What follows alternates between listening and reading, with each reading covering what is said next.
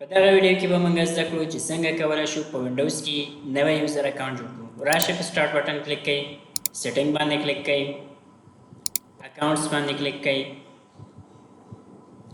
ادر یوزرز باندې کلیک کړئ، بیا اډ اکاونټ کلیک کړئ.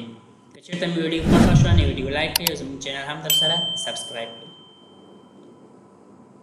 راشئ دغلته به خپل نوم ورکړئ. نوم نه لاندې دغلته پاسورډ دی، هر پاسورډ چې ستاسو خوښه پاسورډ ورکړئ. د پاسورډ ورکولو نه وروسته لاندې تاسو نه 3 سیکیورټي پوښتنې کوي. دا سیکیورټي پوښتنې په هغه وخت کې په کار راځي کله چې له تاسو نه دغه پاسورډ هیر شي، نو په هغه صورت کې به تاسو سره مرسته کوي.